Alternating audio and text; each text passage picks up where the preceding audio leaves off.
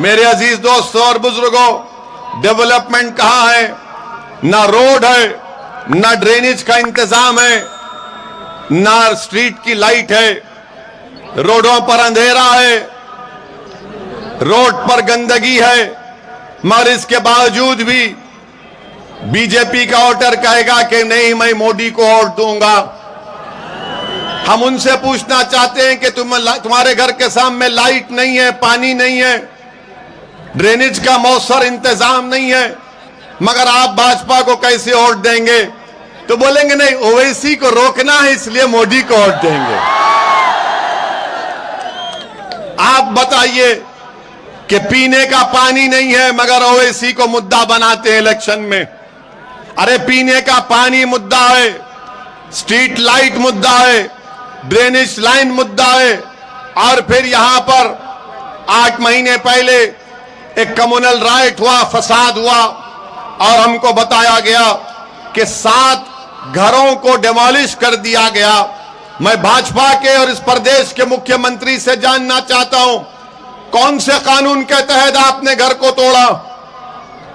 कौन से कानून के तहत आपने सेंधवा में घरों को तोड़ा, खरगोन में घरों को तोड़ा? तो बोलेंगे नहीं नहीं, अवैध निर्माण इल्लीगल बनाया गया।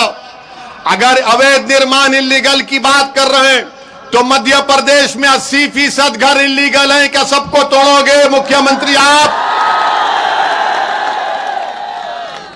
मगर आप एक मुस्लिम समाज को, मुस्लिम समुदाय को भाजपा उनको उनकी इज्जत से महरूम करना चाहती है, जिसको अंग्रेजी में कहते हैं कलेक्टिव पनिशमेंट, इज्तिमाई सजा देना चाहती है।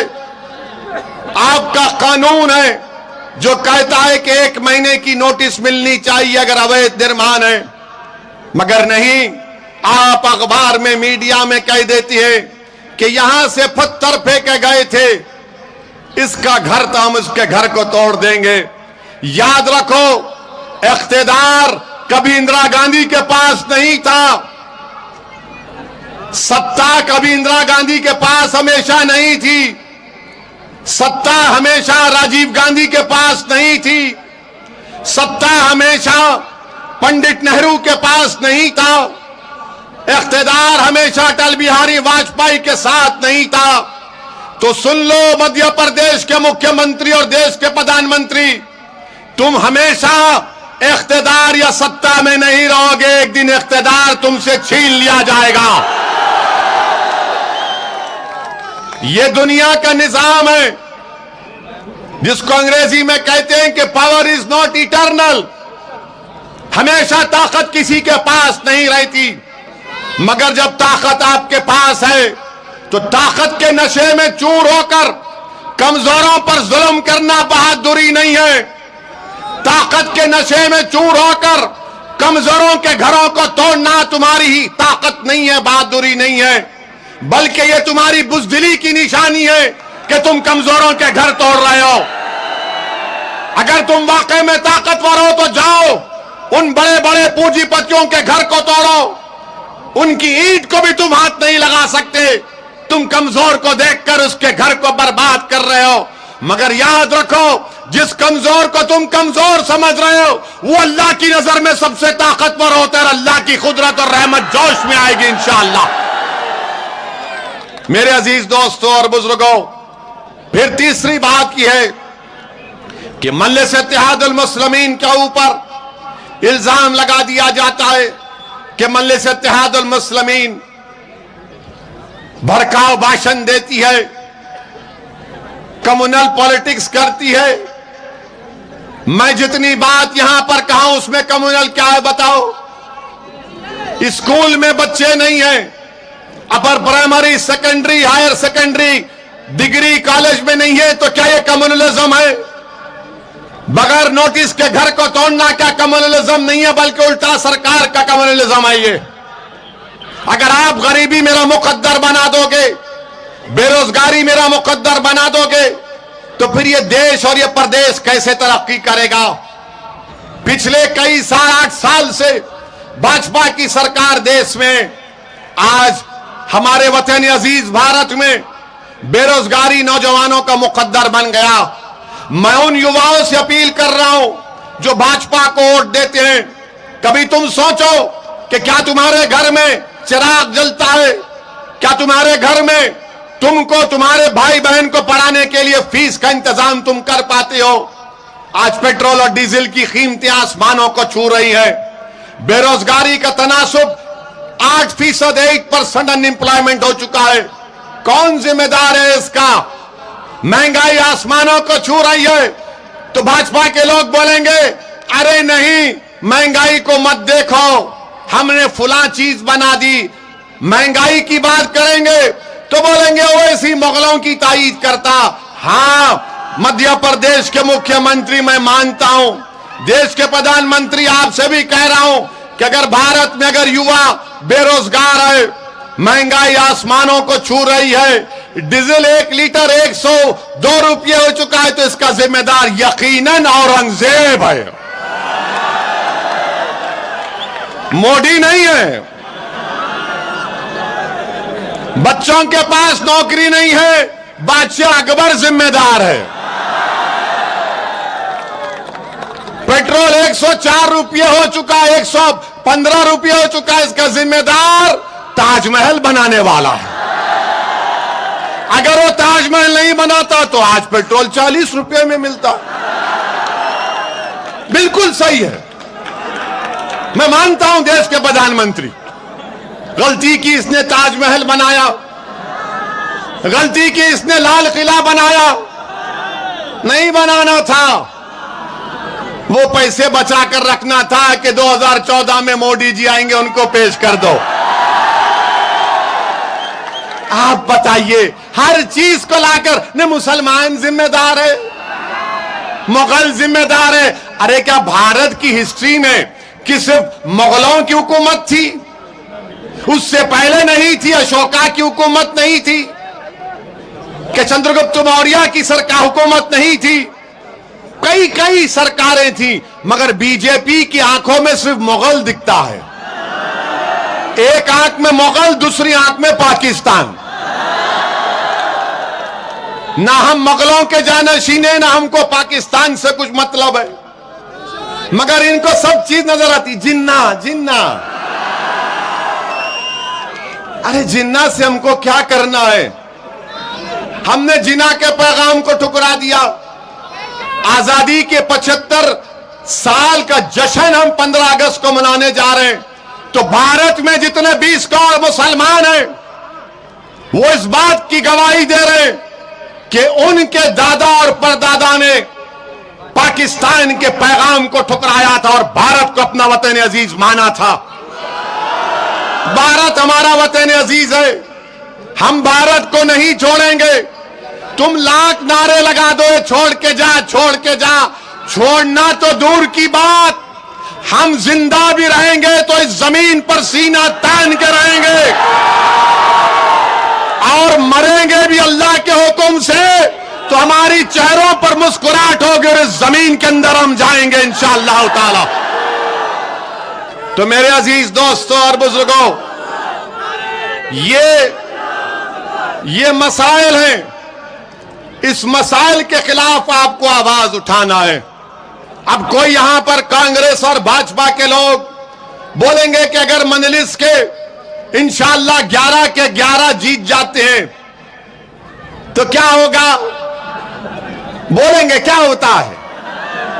तो इनको जवाब दो आप, और आपको पैगाम दे रहा हूं कि जब भारत की पार्लियामेंट में 542 मेंबर्स हैं और उन मेंबर्स में सिर्फ 2 आपके नुमाइंदे हैं, एक का नाम सैयद इम्तियाज जलील और दूसरे दीवाने का नाम असदुद्दीन ओवैसी, और जब हम दोनों में से कोई एक खड़े हो जाता है गरीबों की इंसाफ के लिए, मजलूमों के जुल्म को रोकने की बात हम करते हैं, ट्रिपल तलाक के गलत कानून के खिलाफ अगर किसी ने आवाज उठाई, दिल्ली दंगों के खिलाफ अगर किसी ने आवाज उठाई, अगर कहीं पर कुछ होता है दलितों पर, आदिवासियों पर, अल्पसंख्यक समाज पर, तो आप YouTube में जाकर देखिए 5 मिनट की तकरीर का मौका हमको मिलता है।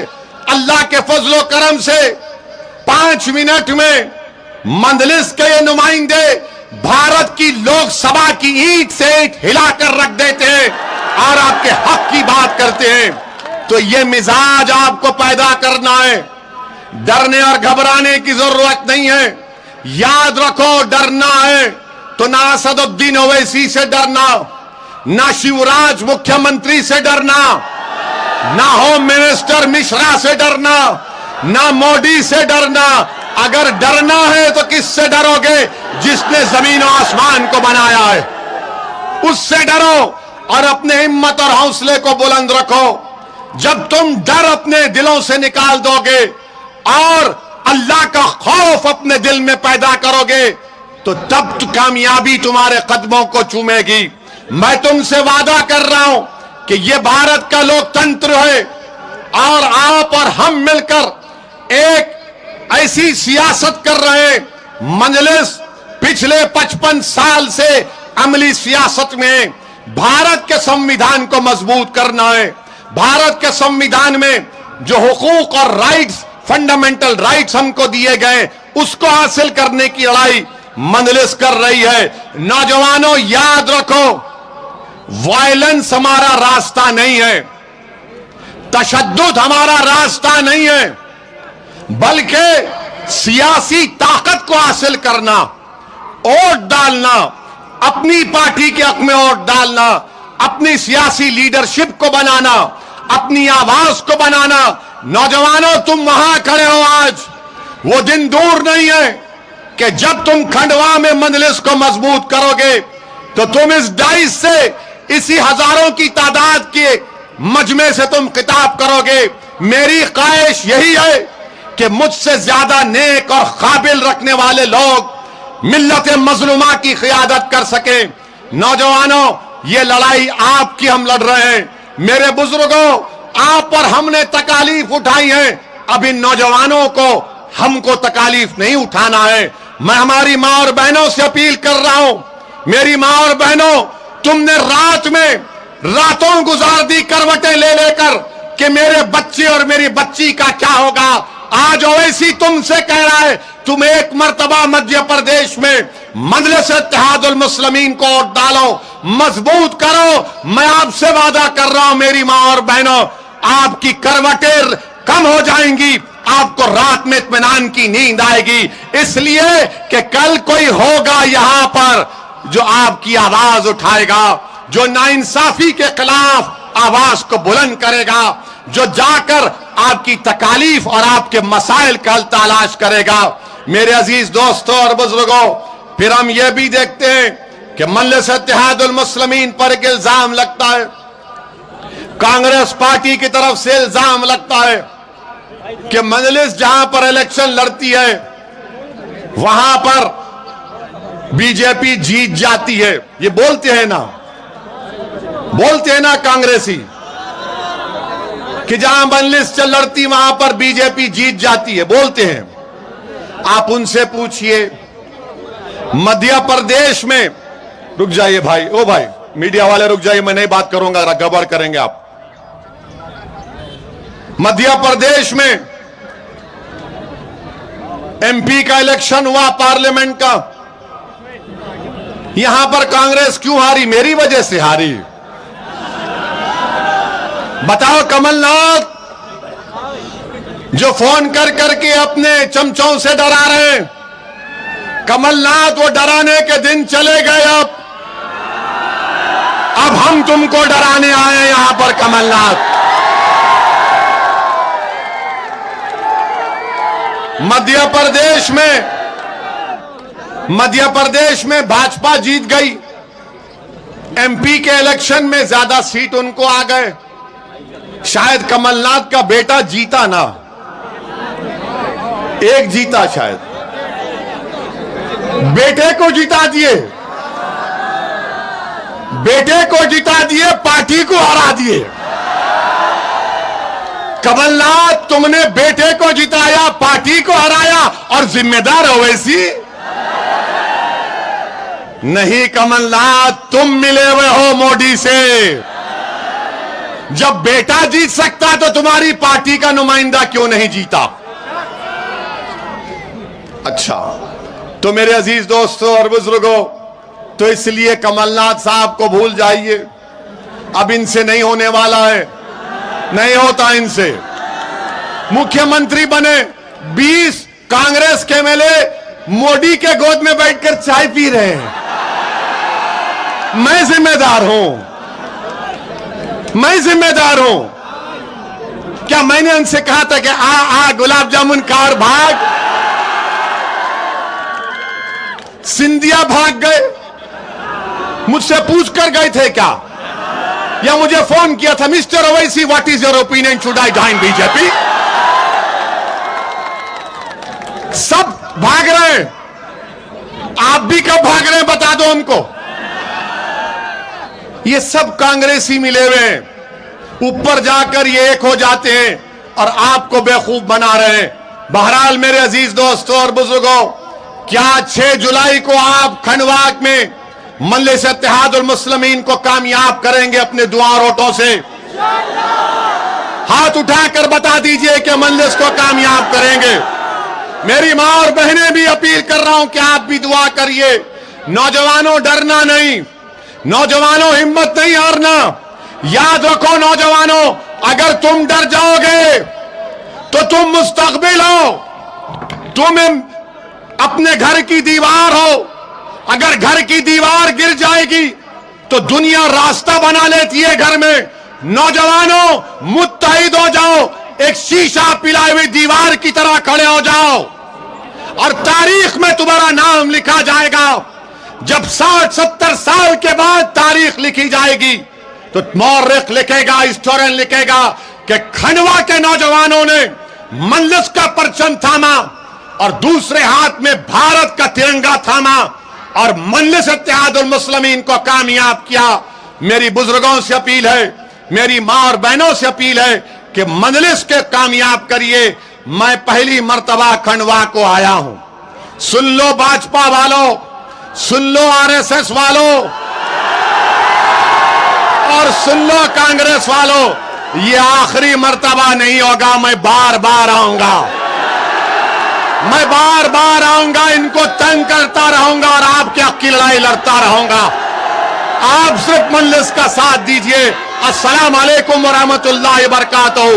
नारे तकबीर, नारे तकबीर। अस्सलाम वालेकुम व रहमतुल्लाह।